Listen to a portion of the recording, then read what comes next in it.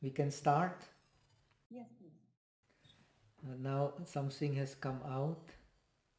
Got it? Can you see me clearly? Very clearly. Okay. So if I remember well, we are about to finish the section dealing with the Four Noble Truths, right? Yes. And we finished with uh, uh, the sentence, if one practices skillfully the aforementioned method, 10 things will occur, right? So this is where we finished. Yes. Now, before we start, it is very important to understand we have two kinds of bhavana, and they have to be complementary. This is very well explained in Asanga's Yiche Tilun, the Yogacara Bhumi Shastra. We have as far as the Shravakas are concerned, and here we are dealing with the Shravaka background. We have explained that the peculiarity of this text is same like the Transcendental Wisdom Sutras, which Kumarajiva himself has translated, that he encourages the Shravakas, the disciples, to study the transcendental wisdom, because due to transcendental wisdom, the practice will be according to the teachings of the Northern Buddhism, will be faster, will be easier to to avoid all kinds of obstacles which are based on differentiations which are not in accordance with the truth. We mostly indulge in differentiations which are not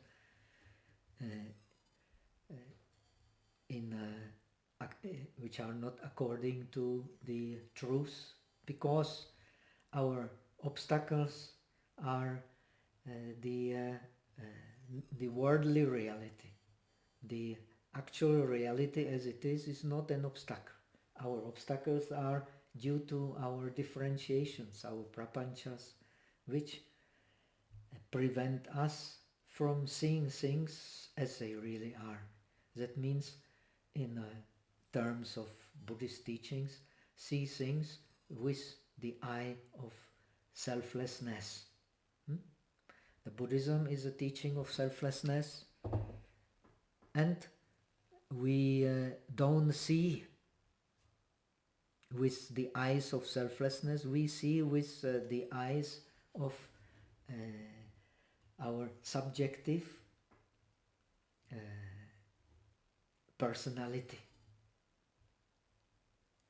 This is very important to understand. So by bhavana, we mean the change of our subjective personality for a better personality, for a better existence, a more subtle existence, which is a result of the worldly path. Then this division is especially important for the Shravakas. Then the bhavana for the supermundane path, for the Lokutara Magga, is the penetration of the Four Noble Truths. Through the penetration of the Four Noble Truths, we attain the supermundane path. This is the teaching of the Shravakas. We have already explained it. The teaching of the Shravakas emphasizes the contemplation of the dukkha, through which all the other three truths will open, and when the four truths merge together, then the middle path will open, which can uproot the defilements. The worldly path can only weaken the defilements, but it has no power to uproot the defilements. And the worldly path is from the gross to the subtle. And it is principally, we have explained, the practice of the jhanas, which is explained in this scripture, especially it say the biggest part of this treatise is dealing actually with this shamatha part, with the part allowing us a subtle way of seeing, which allows a subtle existence. So it is principally the concentration, cultivation of the concentration, shamatha, which leads to subtle states of sensations. Subtle states of sensations lead to subtle states of mind, and subtle states of mind lead to subtle states of existence. This is the mundane path. Now the supermundane path leads to the penetration of the Four Noble Truths and uproots the defilements and uproots the causes of existence for the Shravakas. So the order of this treatise is also first explains the mundane path. As we have explained, the mundane path is the path of the contraries, practicing the contraries, practicing the asubha for opposing the sensual desires, which are the main obstacle, then practicing the concentration to remove the 5 hindrances. On the base of removal of 5 hindrances, practice of the 8 samapatis. The 8 samapatis, they are in the Abhidhamma of the Shravakas, of the disciples. They are the content of the Samma Samadhi. According to the Shravaka teaching, Samma Samadhi, the right Samadhi, means the cultivation of the 8 samapatis, of the 8 jhanas. The 4 dhyanas in the subtle forms and the 4 dhyanas in the arupa objects, in the formless objects. So this is the content of the right samadhi. Then we use the right samadhi to practice the Vipassana. And the object of the Vipassana is actually the Four Noble Truths. To understand the Four Noble Truths, we have to understand first the objects of wisdom, which is called in Pali tradition the Jnata Pariñña. When we understand the objects of wisdom, we can understand their specific characteristics, it has been mentioned, and the common characteristics. Then we can turn away from the suffering of impermanence and attain the supermundane path. This is the essence of the practice of the Shravakas. So this is the order we have in the suttas, in the scriptures of the Shravakas. First, practice of sila, which is practice of the contraries, then the practice of the concentration, that is a practice of the dhyanas, then practice of the vipassana to realize the Four Noble Truths. In the order we have explained, the dukkha has to be known completely. When the dukkha is known completely, then the cause of dukkha, the origination or accumulation, can be abandoned, pahana. When it is abandoned, then the cessation can be realized, and it is realized in virtue of the middle path, which is the course in virtue of the marga, of the Tao, which is the middle path. So this is what is explained exactly here. If one practices skillfully, skillfully means the Eightfold Noble Path. The Eightfold Noble Path for the Shravakas is a skill to realize the supermundane. And when one realizes the supermundane, it is very important, the worldly virtues and the supermundane virtues will merge. And these virtues which are described here, the 10 virtues which one realizes on the basis of penetration of the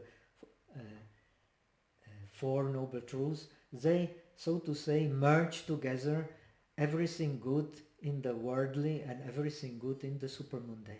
Because only, it is very important to understand, only when the supermundane object is directly encountered, call it suchness or call it nirvana. In the Transcendental Wisdom Sutras, the nirvana is also presented purely as suchness. There is no difference yet, as elaborated in later scriptures of Buddhism, between the nirvana, and even in Madhyamika it is still kept. Nagarjuna still keeps this, the nirvana is simply suchness and suchness is simply nirvana. The early scriptures of the Mahayana Buddhism do not make any distinctions as such between the nirvana and suchness.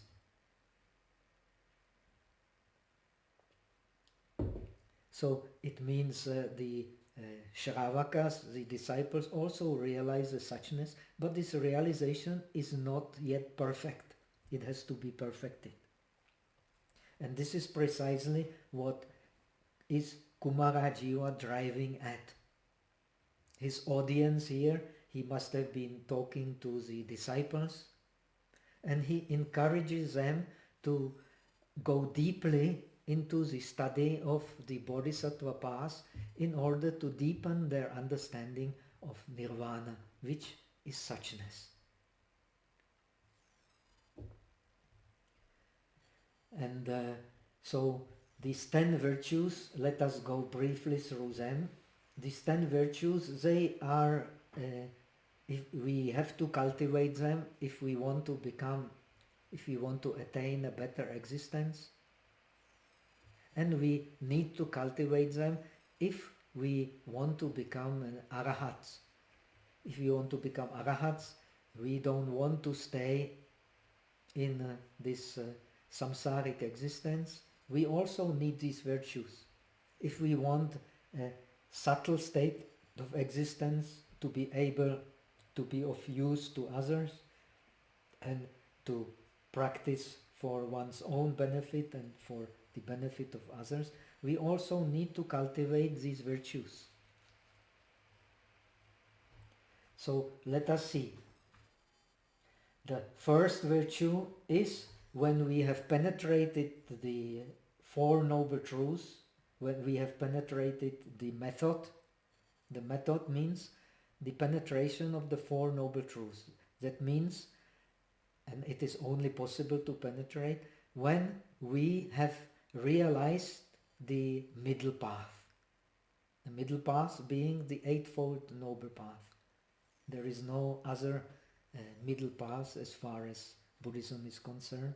And we have seen this Eightfold Noble Path contains the perfection in Shila, in Samadhi, and in Panya, in the three Shikshas, in the three teachings which are the subject matter of the Buddhist path. So in order to succeed in these three Shikshas, first of all we need we need that we become concentrated and upright. The concentrated also implies upright. The upright, in fact, implies also concentrated.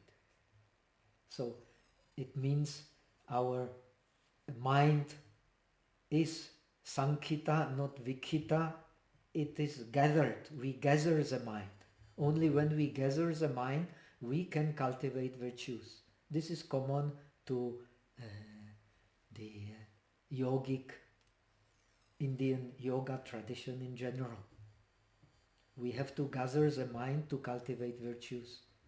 No matter if we explain it in a Buddhist way or a Jaina way or a Samkhya, Vedanta way, the mind has to be gathered to practice virtues. In this division of mundane and super mundane, also even for mundane virtues, we have to have a concentrated, upright mind. So it is the real upright mind we have learned in terms of jhanas is the fourth jhana, which is called achala, non-moving, because of the causes we have described, because it is beyond the bondage of sensations. Normally, when we are not in fourth dhyana and when we are not yet arahats, which we are not, so when we have pleasant sensation, we are likely to have inclination for liking. When we have unpleasant sensation, we have inclination for dislike. This inclination is very difficult to get rid of, as everybody knows. But it will be when our mind becomes subtle by practice of virtues, mundane virtues, then this inclination will be always under control. If our mind is not, have no background of bhavana, then this inclination will go out of control, and from this arises this extremities of suffering. Our suffering is based on these inclinations being completely beyond control. And also, in a way, it is not by chance that the Buddha is described as a supreme among the doctors, among the Vaidyas. So it is the same principle in Indian or in general in natural medicine. The mind is the root of most of our physical problems.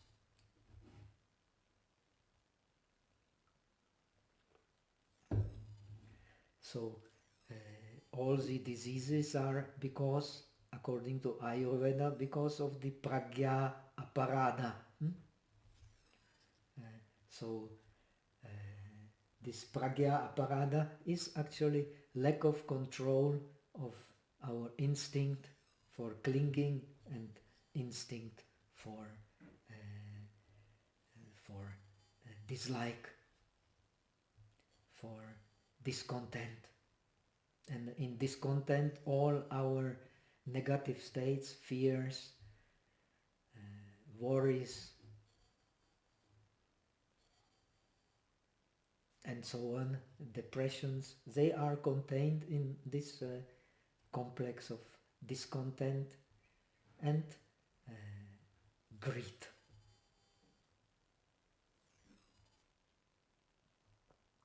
So the second will be straightforward. The straightforward, riju or uju, is also contained in all subtle states of mind. In the Theravada tradition, we have the uju becomes one of the cetasikas, which are in each and every state of kusala chitta, in each and every state of the positive mind. So all negative states don't have this ujuta, straightness. And it is connected, of course, with the quality of prashrabdhi, with quality of pliancy, which we translate clarity and relaxation. So because we have penetrated the middle path, then it will become our natural virtue, this straightness, being straightforward.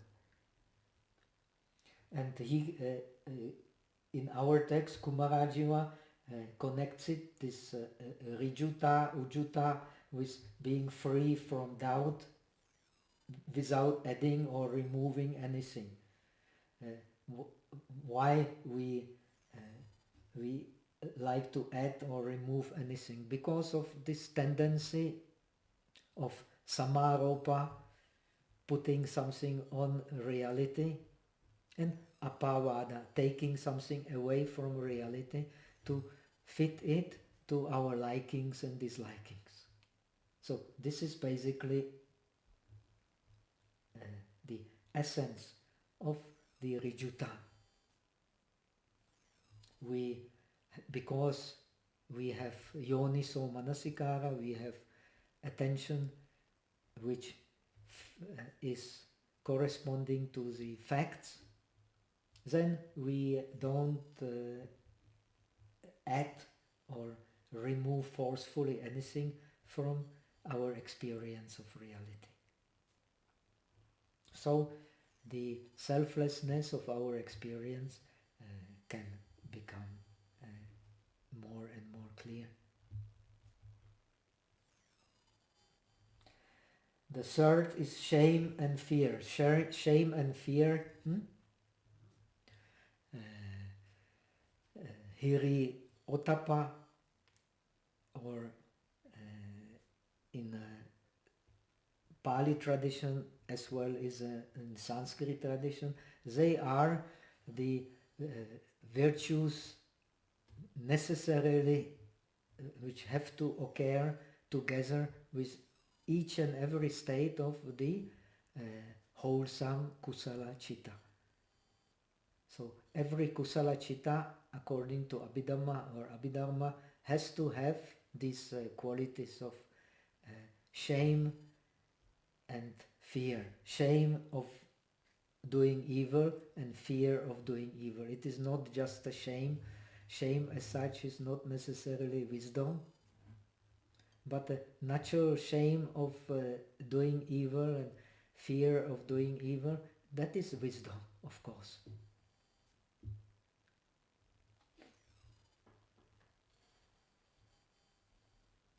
And when we have the penetration of the Four Noble Truths, when we have the Vipassana, then it becomes a natural quality. So this shame and fear of doing evil, this is what makes us superior beings, human beings or gods, superior states of existence. And it is the root of all the wholesome dharmas, especially also the root of the practice of sati, of mindfulness. According to the Abhidhamma, in the Pali tradition, this sati among the kusala cetasikas, the wholesome factors, come after hiri and otapa. When we have hiri and otapa, we have sati. When we have sati, we have hiri and otapa.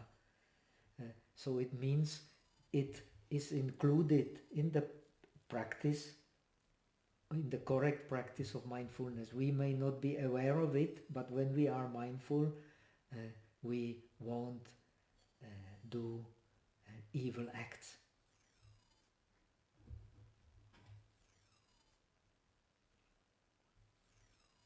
We may still give rise to evil thoughts, but we will not do any evil acts by body and the speech.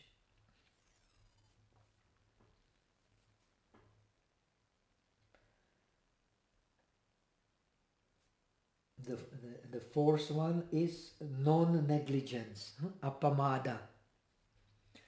In Buddhism, as we have the famous Dhammapada saying, the apamada is amata padam, is a base for deathlessness.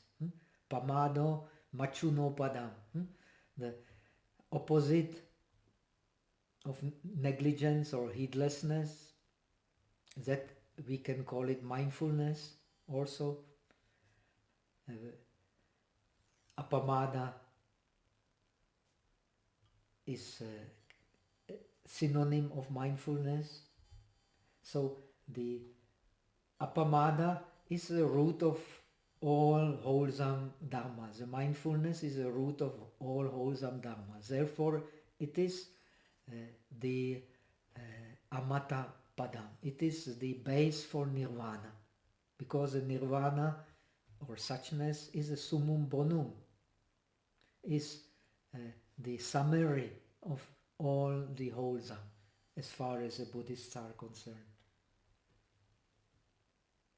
So if one has the realization of nirvana even on the lower stages of sotapanna and so on, for him the non-negligence becomes a natural virtue. So he will always be endowed with shame and fear of doing evil. In other words, he will not do any significant evil. It does not mean that he has to think that I have shame and I have fear. He will just simply not do it. The fifth is isolation, viveka.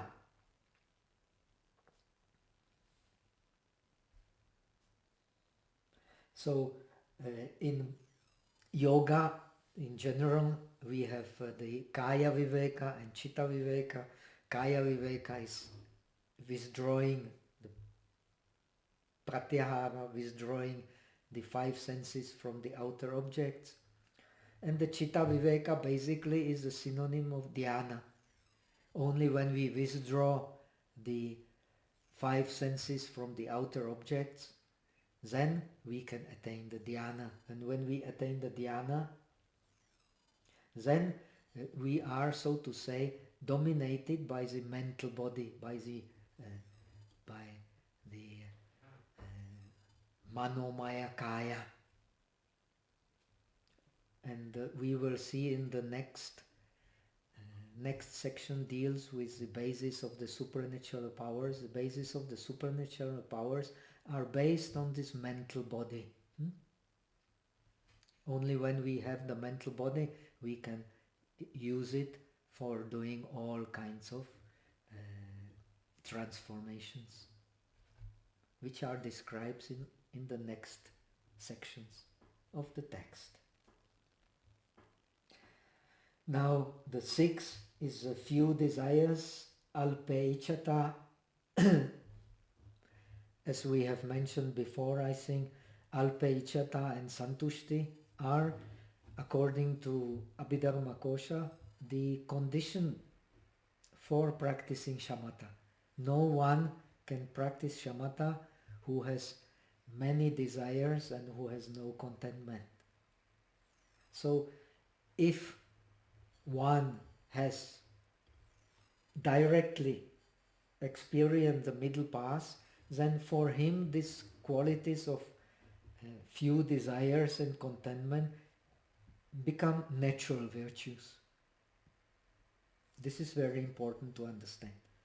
If we want a better state of existence, we also need to be contented.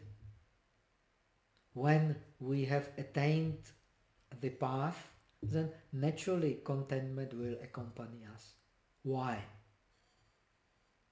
Because when we have contentment, then the many desires are become few desires, and one then lives at present. Why are we unable to live at present?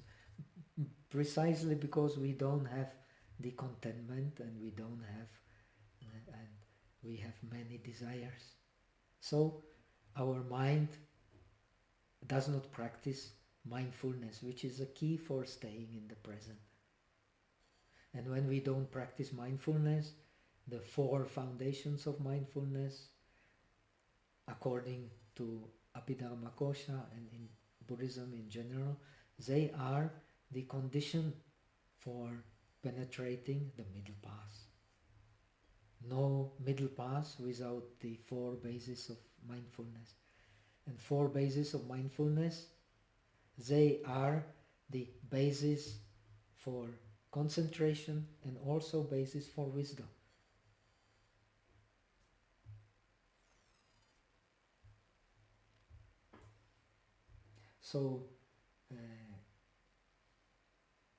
So these are the 6 and 7s of these virtues, which become natural virtues for one who has penetrated the middle path. So Buddha calls the santushti, the contentment, the paramalabha. It is the, as far as the worldly existence is concerned, the santushti is the highest attainment. Why? Because when we are contented, we can let go. When we are not contented, there will be tension. And when there is tension, then it is a state of non-contentment. So we can only really relax deeply and get clarity into the mind when there is contentment in the mind. So the 8th is asanga. The mind does not attach.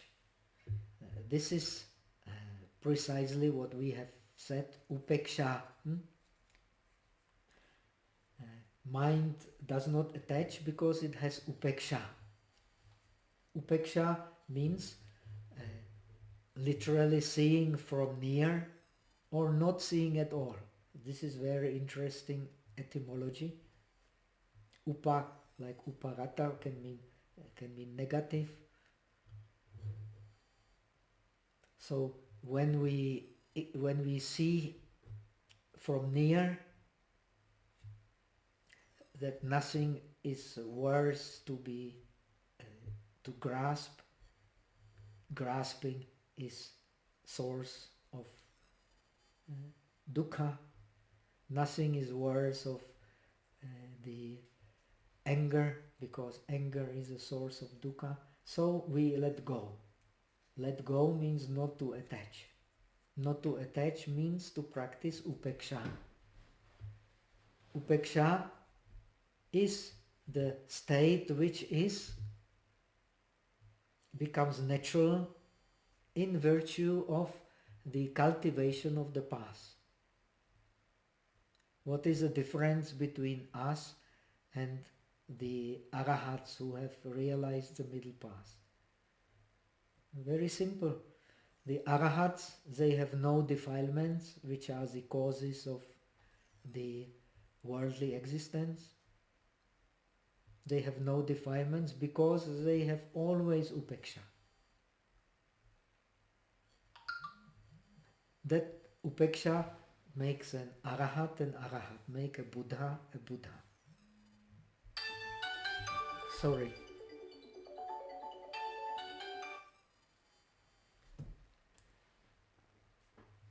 So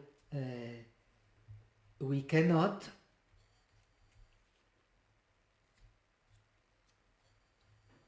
attain the path unless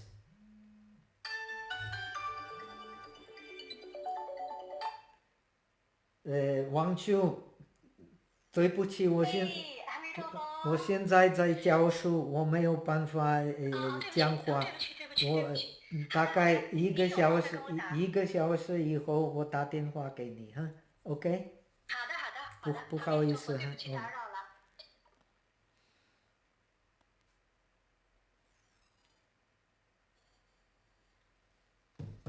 sorry I forgot to close so because of asanga, because of upeksha, what happens? Samatha happens, equality. So when we experience a pleasant sensation, we do not attach to it. When we experience unpleasant sensation, we do not act adversely. We do not want to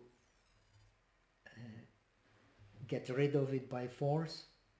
And when there is neither pleasant nor unpleasant sensation, we become aware. So this is what asanga, what non-attachment does to us. And it becomes again a natural quality to those who have attained the middle path. As long as we have not attained the middle path, we have to struggle for it.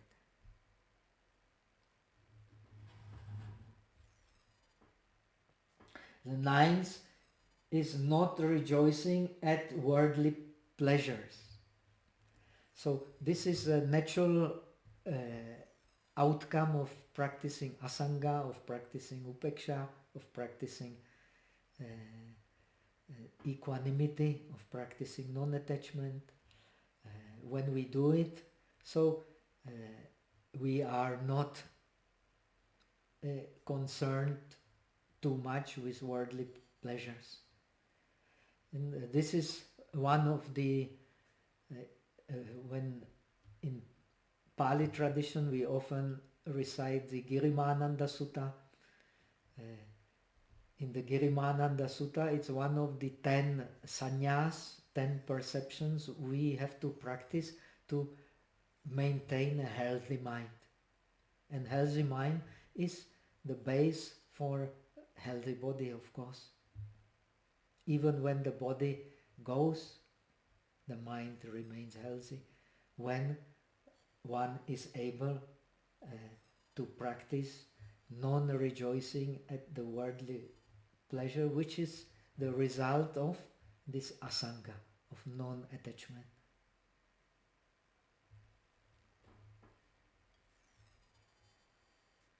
And the 10th, very important, is endurance. Translates the kshanti.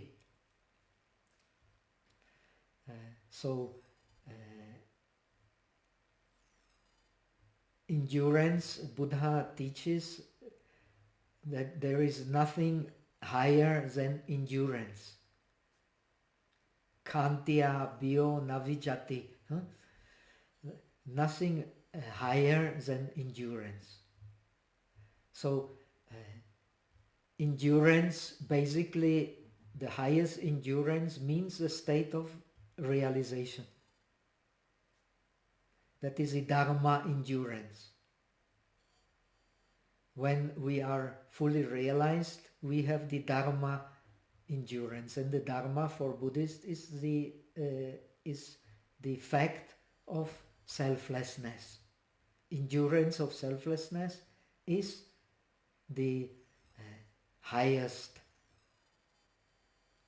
But also we have endurance of unpleasant sensations, endurance of being scolded, endurance of all kinds of undesirable situations. All this is also endurance, but these worldly endurances lead to finally to the highest endurance, the endurance of the Dharma, endurance of the selflessness. So these are the 10 virtues which one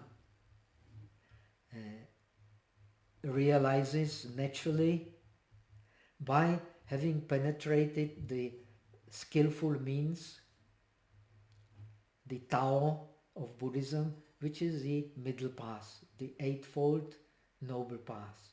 Eightfold Noble Paths, we have explained, you can only realize fully together when the object is supermundane.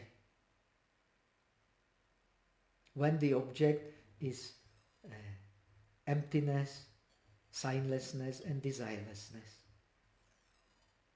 So in this state, the suchness is revealed. That's why Nagarjuna considers suchness and nirvana a complete synonyms, no difference.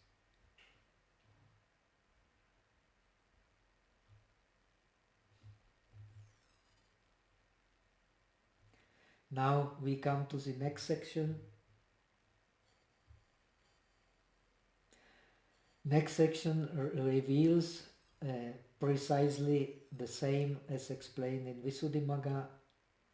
The practicing the Eightfold Noble Path is nothing but understanding the symptoms of disease. The disease is of course dukkha. Knowing its causes and conditions, that means tanha and all the defilements. We have learned all this. We have dukkha because we have tanha, and tanha implies all the defilements. Without tanha, no defilements. So the tanha, the thirst, is a very, very subtle concept. It is not just thirst, the gross manifestation of the thirst, this gross lust and gross haste. It also has very, very subtle manifestations. So basically, thirst is the root of all our tendencies towards liking, disliking, and to ignorance, which cause us being in the state of a disease. The disease of the body we have seen in the text itself. When we have body, we have the disease. This is indeed a very Taoist. Kumarajiva, we have to remember, is talking to the Chinese audience here. And this is very Taoist principle. The Tao Te Ching say, I have the body, I have the disease. So this is not so usual for the Buddhist presentation, but it is very comprehensible for the Chinese monks, which must have been listening to or asking Kumarajiva to explain the meditation and have been taking the notes on the base of which we have this treatise here.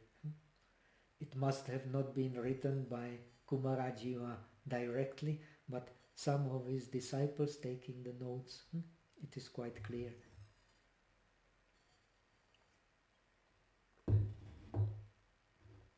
So the body is a disease to start with, but this disease is based, all diseases are based on the mental disease, which is tanha.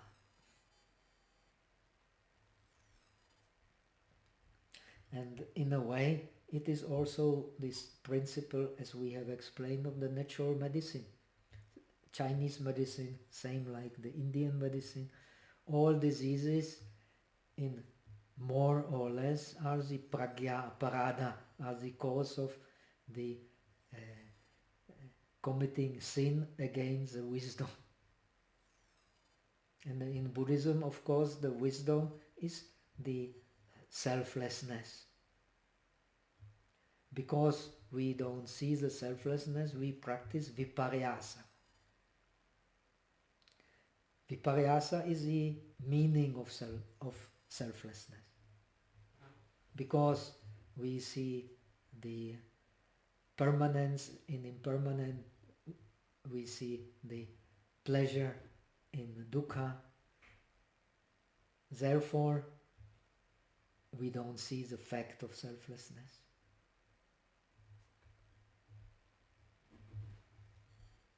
So when we know the causes and conditions, then we can know the medicine that can cure the diseases, use it, and according to the facts, and then the patient, that is us, because in front of Buddha we are all sick. So then we can attain, we can recover quickly, as one wish, we all wish.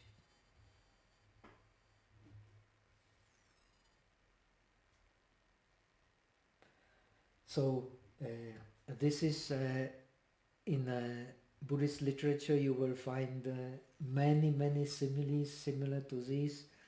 This suffering is a burden, and we are past is getting rid of the burden, and so on. Many examples in many different scriptures, but the main most clear example is this idea of sickness and getting cured of the sickness by the path, by the correct path. Correct path means the correct doctor and the correct medicine. Now we come to the last question, which is also quite important. The one of the students thinks that if one has attained the concentration in the bhava agra, in the highest state of concentration, in the fourth arupa, then one has a very subtle mind. The subtle mind can remove the subtle obstacles. It is explained very clearly in Abhidharmakosa. The gross mind can only remove gross obstacles. We need a subtle mind. We need subtle mind to remove the subtle obstacles. So if one has this very subtle mind of the sphere of neither perception nor non-perception, then it should be no need to bother with all kinds of comparisons. You will find endless comparisons and causes. Why is suffering, what is suffering, and what is the cause of suffering. The Buddhist literature is full of all these. So one can very easily, just by concentration, one can very easily realize. This is what the disciple thinks. Now the Kumarajiva does not negate the fact that high concentration will help the path, but he clearly shows also that the path is not the concentration, the path is the wisdom. The concentration is actually contains wisdom and contains mindfulness. Yogacara Bhumi Shastra explained this very clearly. When there is real concentration, it contains wisdom and it contains mindfulness. That's why the Bhojangas, the Samma Samadhi is the last Bhojanga, which in a way contains all the other Bhojangas, all the other reasons for enlightenment or for realization. So naturally the disciple thinks that when one has such a high concentration of the arupa jhanas, then it should be very easy. He has probably not practiced these high concentrations. Otherwise he would see very clearly that the concentration is not enough. But anyway, this concentration is this peaceful state, the most peaceful state of the neither perception nor non-perception, is in order to only to penetrate the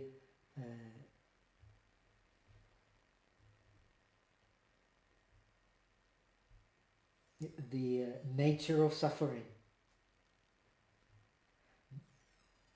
So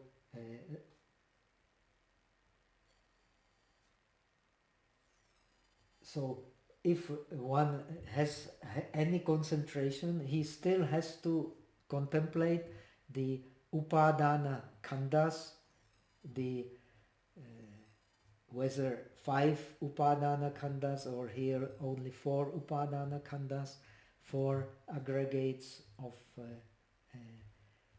grasping, as being impermanent, impermanent being suffering, and suffering being the selfless. However high concentration he has, if he does not contemplate like this, if he does not contemplate that these upadana khandhas are everything bad one can have, being equal to cancer, being equal to prison, being equal to arrow piercing the body. If one does not contemplate like this, one will not become an arahat. Impossible.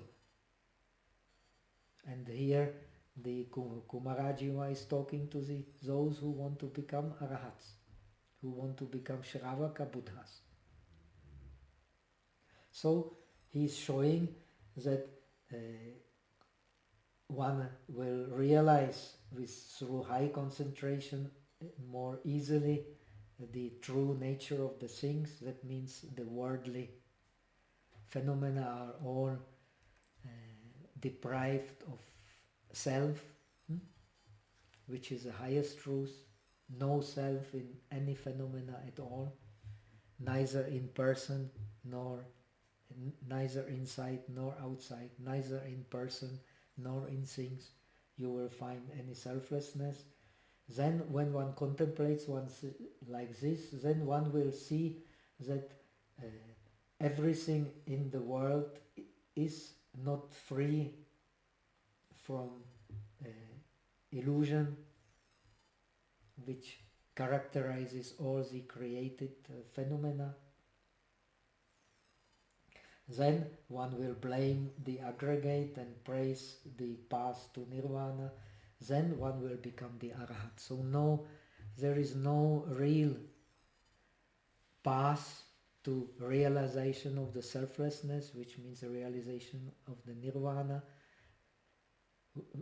except the Eightfold Noble Path, which is based on wisdom. We know that Eightfold Noble Path starts with Samma Ditti, Samma Sankappa, the right view and the right thought. And the right thought and the right view is penetrating the selflessness of our experience. When we penetrate the selflessness of our experience, then the subject matter of this experience, of course, will become illusionary. So nothing worse to tanha, to being attached to it. So all these virtues that we have talked about will become natural.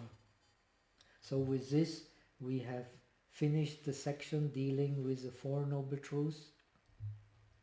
Now what is very important is that the order when we speak about the supermundane path, same in Theravada, same in the Sanskrit tradition. When we speak of the supermundane path, the basis for the supermundane path are the Four Noble Truths, are the 4 foundations of mindfulness. The 4 foundations of mindfulness lead to the 4 correct efforts. The 4 correct efforts lead to these 4 basis of supernatural powers, and which enable us to attain the perfection in shamatha. Then actually starts the practice of Vipassana, when we have the perfection in shamatha, which is the 5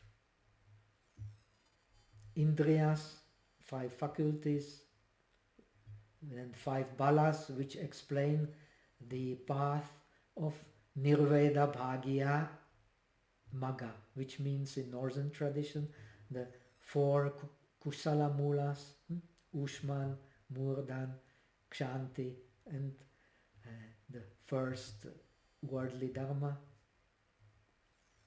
which brings us to the Darshana Marga. So it is called Prayoga Marga.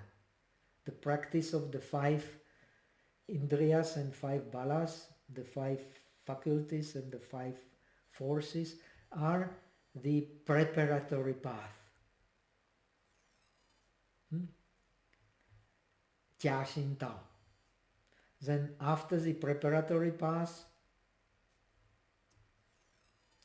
the 7 causes of enlightenment, bodhyangas, which lead us to the Darshana Marga. And the content of the Darshana Marga is the Eightfold Noble Path, which can uproot the defilements. Only the supermundane path can uproot the defilements. The worldly path can weaken the defilements, but cannot uproot. This is very important. What is the practice of the Bodhisattva? The practice of the Bodhisattva is to weaken the defilements, not to uproot completely. Because if a Bodhisattva uproots completely the defilements, he becomes an Arahat, and he does not want to become an Arahat. So he wants to practice he wants to practice wisdom so that he ceases to suffer in the world, and he wants to practice compassion so that he always remains in the world until he fully realizes the one truth. There is no difference as such between nirvana and samsara. This is the aim of the Bodhisattva path. Of course, that is very difficult. But what is very interesting here, also in Theravada tradition, same, the order is different. Same in Theravada tradition, same here. When we speak of supernatural powers and the practice of basis of supernatural powers here are explained after the Four Noble Truths. Why? Because if we practice supernatural powers without having any realization, what will happen? We may become Devadatta. When the mind becomes very powerful, we can use it to do powerful evil, but we can also use it to do powerful good. But the powerful good will not be guaranteed unless we have realized the middle path. This is very important to understand. Only when we have realized the middle path, we are, so to say, protected from creating powerful evil. When one has a powerful mind, and all the great personalities in the history, they must have had a powerful mind to become prominent personalities. But what we know from history, they mostly used it for creating not powerful good, but for creating powerful evil. Of course, there are exceptions, even outstanding exceptions like Mahatma Gandhi and so on. One can use a powerful mind to produce a powerful good, even without having practiced maybe the supermundane path. But the powerful mind can be a source of great trouble. A weak mind will not be a source of great trouble, but a powerful mind can be a source of great power. That's why this practice of supernatural powers comes after the Four Noble Truths, to make sure that those disciples who listen to Kumarajiva's explanations on meditation don't use it for evil, they use it for good. So with this we come to the four foundations of the supernatural powers. Do we still have time, or shall we leave it for?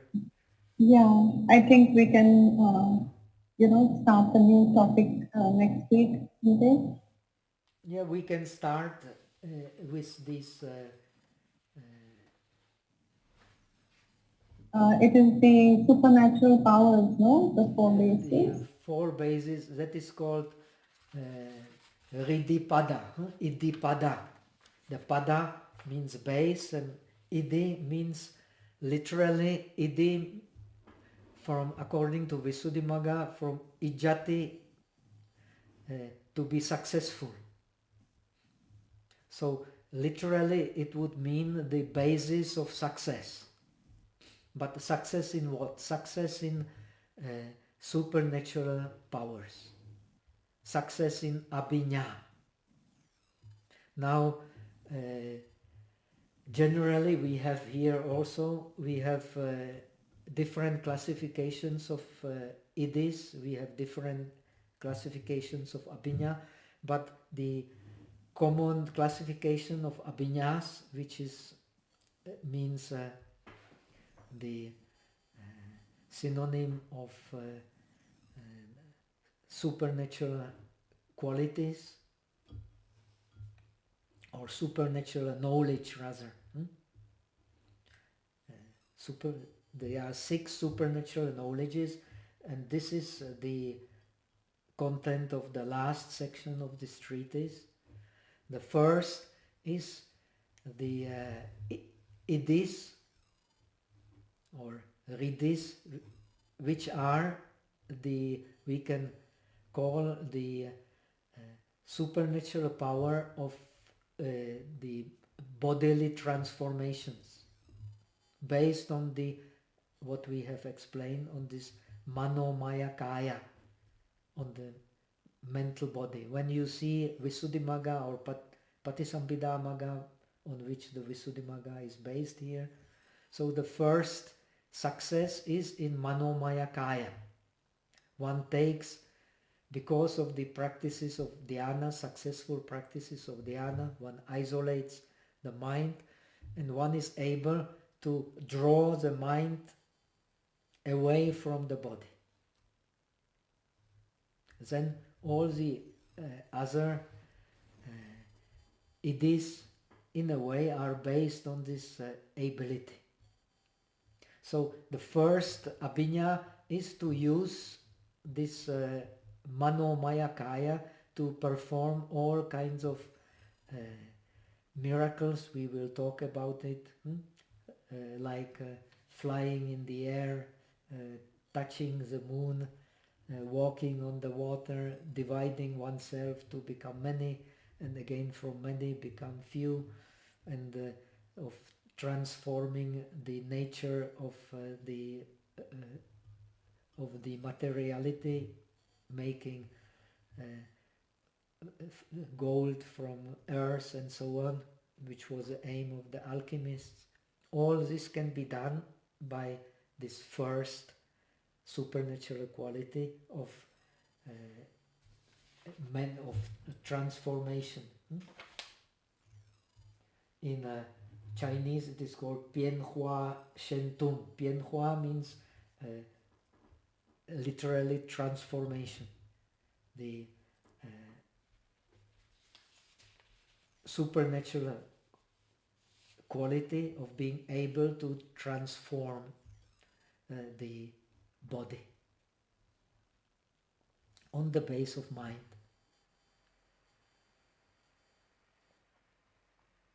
The second one is Divya Shrotra, the divine ear. The third one is Parachita Jnana, the knowledge of the mind of others. The fourth one is the Pubenivasa Jnana, the knowledge of the previous lives. The fifth one is the Divya Chakshu, the divine eye. So these are called the Laukya Abhinyas. They are worldly abhinyas. You don't need any realization of the supernatural, of the supermundane object, of the nirvana or suchness, the realization of the middle path in order to practice them. They can be a result of the perfection in the dhyanas. These mundane supernatural powers, they are result of the successful practice of the dhyanas. And anyone can do them. Not only the Buddhists, but also all other highly realized yogis can practice these 5 mundane super knowledges. According to Visuddhimagga, I don't know if they are doing justice to the fact or not. This mundane supermundane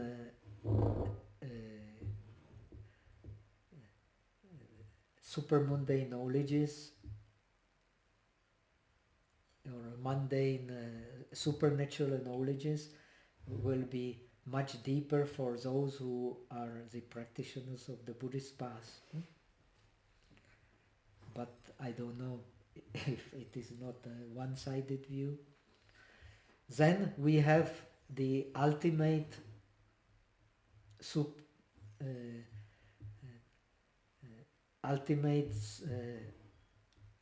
supernatural knowledge, and this is the knowledge of the end of the defilements, the end of the knowledge that there is no more cause for the new rebirth. And this belongs only to the Buddhas, be it the Shravaka Buddha, Pratyeka Buddha, or the Supreme Buddha. All Buddhas, only Buddhas have this 6 knowledge. But the 5 knowledges first mentioned, they are common to all. And the most important among them are the 3 last ones. The knowledge of the previous lives, the Divya Chakshu, the divine eye, and the knowledge of having attained the end of the causes for samsaric existence. They are called Tevija. Why? Because when we attain them, then we can become highly accomplished arahats. Why? Because the Buddha himself, under the Bodhi tree, is said to have used the knowledge of the previous lives, innumerable previous lives, to understand the knowledge how we beings are born and die in accordance with our karma, in order to realize the state of Buddhahood. So this is why these last are most important as far as the practice of Vipassana is concerned, the deep practice of realization is concerned. So we have arahats who have tevijas, and we have arahats who don't have tevijas. The arahats who have tevijas, they have, of course, deeper paramis. So the power, according to Buddhism, the power of our enlightenment depends on the power of our paramis. So only the arahats who have paramis,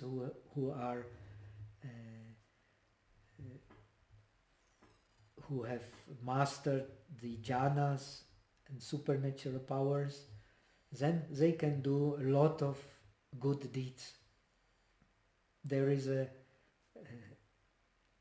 lot of misunderstanding. Some people studying the Mahayana scriptures believe the arahats, they are selfish and they don't do good deeds, they only think about themselves. This is a completely wrong attitude. The arahats, they necessarily do many, many good deeds. We have seen it also here because they have these 10 qualities which we have discussed. But their aim, their motivation is to end with the samsara dukkha. The motivation of the Pratyeka Buddha is also to end with the samsara dukkha. But the motivation of the Bodhisattva is to perfect the Dharma body, the Dharma kaya, so as to become identical with the Dharma itself, with the state of suchness itself. So that much maybe for today. Our time has been exhausted, so next week we will then start discussing briefly. We won't go too much into detail. We will discuss these supernatural knowledges, starting with the condition for the supernatural knowledges, the 4 bases of success in supernatural powers, being the chanda, which is, we can translate here as motivation, or this enthusiasm, maybe is the best translation for chanda here. Then being vyayama or virya, being the effort, being the chitta, being the mind, here meaning pure mind, and being mimamsa, which here is a synonym of wisdom, analytical wisdom. So these are the 4 bases for practicing this success in supernatural knowledges, and we will discuss them briefly next week, and also we will discuss the idis, the section dealing with the success in the supernatural powers of transforming the body. Okay, so that much for today. If there are any questions. Another question, yes, Mandy. So you can unmute yourself and ask the question. Oh, thank you, Supriya. Thank you so much, Bhante, for the teaching. Maybe you can clarify a misunderstanding that I have. My understanding is that the right concentration that is included, that is set forth by the Buddha, doesn't include the higher absorptions. Is that incorrect? Right concentration includes the 8 samapatis? in the right concentration according to the Abhidhamma of the Shravakas, not the Abhidharma of the later Mahayana scriptures. Right, Sama Samadhi means the 8 samapatis, the 8 attainments. That means Yes. the 4 Rupa jhanas and the 4 Arupa jhanas. This is explained in Abhidhamma as the content of the Sama Samadhi. It does not mean, as Susima Sutta commentary explains, as Visuddhimagga explains, you can become successful in Vipassana even without all the samapatis on the base of so-called upachara dhyana. But anyway, the explanation of Abhidhamma is like that.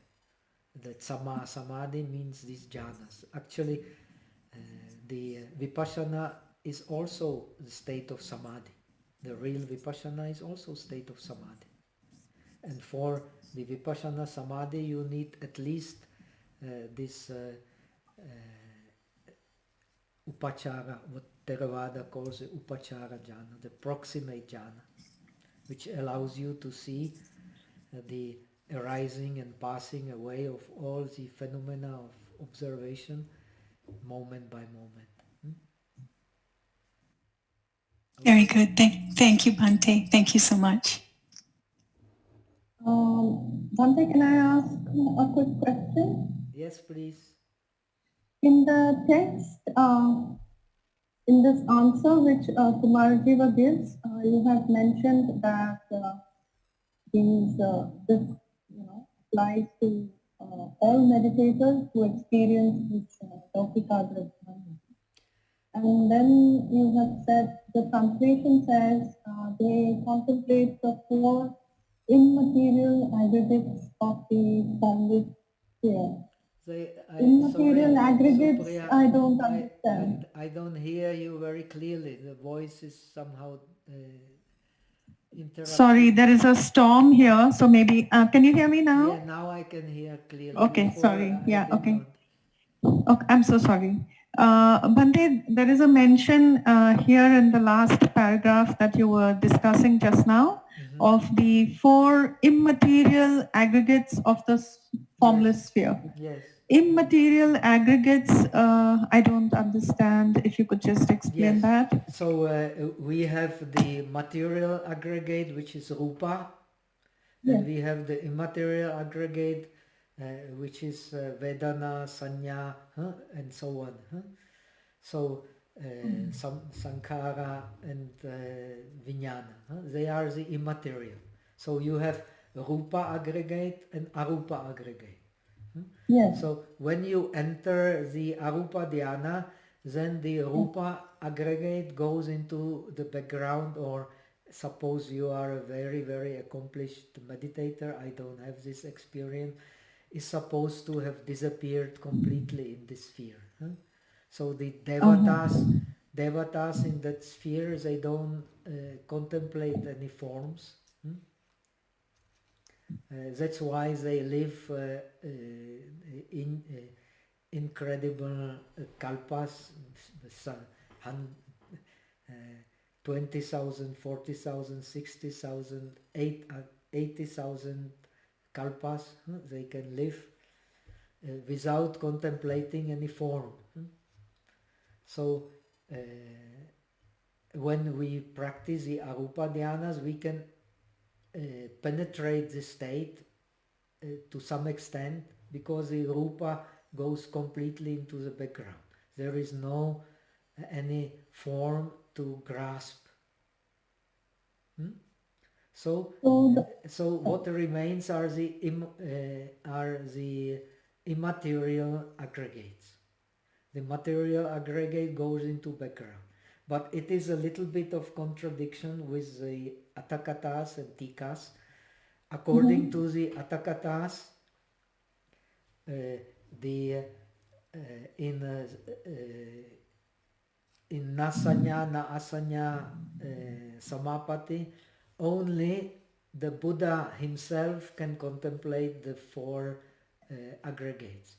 Even the Sariputta, even the Moggallana cannot do it. This is one of the special characteristics of the immeasurable wisdom of Buddha, that his mind is so subtle that even in the highest bhava agara, he can define the aggregates.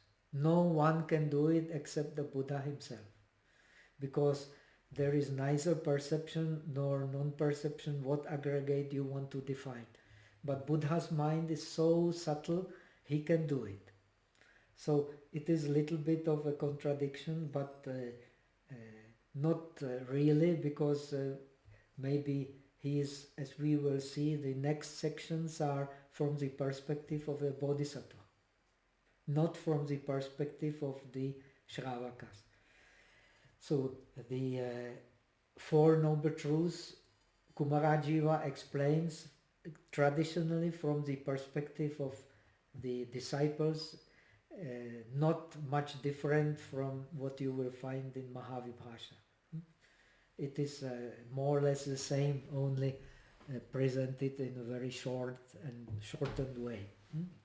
But the supernatural powers, as we will see, he explains purely from the perspective of the Bodhisattva path. Because the real Bodhisattva, as Asanga explains, is the one who has the supernatural powers, because he can, knowing the minds of others, knowing the faculties of others, he can easily teach others. Otherwise, he will never be able to practice the perfection of Buddha in Adesana Patiharya and Anusasana Patiharya. The Buddha has perfection in the teaching. We will come to that in our text also, because he has this Adesana Patiharya and Anusasana Patiharya, which allows him to teach beings in all kinds of situations, favorable, unfavorable, according to their ability to receive. So even he blames Sariputta that he is teaching someone who has capacity to realize nirvana. He is teaching in the path to heaven. So he blames Sariputta. You could have taught him much better. He is ready to understand nirvana, but you just teach him the way to heaven. So next time try better. So this ability to penetrate completely the faculties and minds of others in all spheres of existence has only Buddha. No disciple, no pratyeka Buddha can have it. And this is the Adesana Patiharya and the Anusasana Patiharya. And the Idi Patiharya also, these three Patiharyas, only Buddha has. The Buddha can do Yamaka Patiharya, from produce fire and water parallelly. No Shravaka can do it. This is the privileges of the Buddha. So the Savakas, they indeed very great, but compared to Buddha, they still lack a lot. No? And Buddha may be talking because he's talking in the supernatural knowledges from the point of view of Bodhisattva, so it makes sense that he speaks of contemplating the four immaterial aggregates in the Sanya Asanya. But anyway, this is beyond our understanding, so it's all right. Okay? Thank you, Bhante. If anyone else has a question, you can unmute yourself and ask. So let us finish here. Huh? We can do the Punya Parinama, and I'm looking forward to talk to you soon. वंदना Bhante ji. Okay, Gautam ji. मुझे question था जो मैंने last समय भी पूछा था, लेकिन डिसकनेक्शन की वजह से वो क्लियरिटी नहीं मिल पाई थी. जैसे उपाधि से इसे निब्बान जब प्राप्त हो जाता है, उसके बाद अगर परिनिब्बान और निब्बान साथ में हो जाएगा तो हम उसको अनुपाधि से इसे निब्बान कहेंगे. लेकिन जब समझो किसी को, जैसे बुद्ध को भी उपाधि से इसे निब्बान मिल गया, लेकिन जब उनका महापरिनिब्बान हुआ, क्या उस क्षण को हम अनुपाधि से इसे निब्बान कह सकते हैं? ऐसा स्पष्ट प्रकाश नहीं होता है, लेकिन मैं भी ऐसा समझता हूँ, क्योंकि बुद्धा भी संसार से मुक्त है. संसार से मुक्त होना मतलब अनशेष निर्वाण.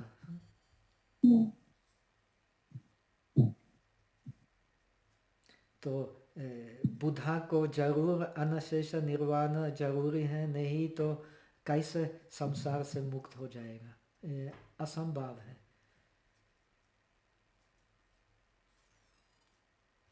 ऐसा मैं समझता हूँ, लेकिन निश्चित रूप से कहना थोड़ा मुश्किल है. अच्छा, तो पुण्य परिणाम करेंगे. एता वता चामेहि संभताम पुण्य संपदाम सब्बे देवा अनुमोदन्तु सब संपत्ति सिद्धिया. एता वता चामेहि संभताम पुण्य संपदाम सब्बे भूता अनुमोदन्तु सब संपत्ति सिद्धिया. एता वता चामेहि संभताम पुण्य संपदाम सब्बे सत्ता अनुमोदन्तु सब संपत्ति सिद्धिया. आका सत्ता चबुमठा देवा नागा महिदिका पुण्यंतं अनुमोदित्वा चिरं रक्षन्तु लोकशासनम्. आका सत्ता चबुमठा देवा नागा महिदिका पुण्यंतं अनुमोदित्वा चिरं रक्षन्तु देशनम्. आका सत्ता चबुमठा देवा नागा महिदिका पुण्यंतं अनुमोदित्वा चिरं रक्षन्तु तुमं परम्. देवो वसतु कालेन सस संपत्ति होतु च पीतो भवतु लोको च राजा भवतु धम्मिको. साधु.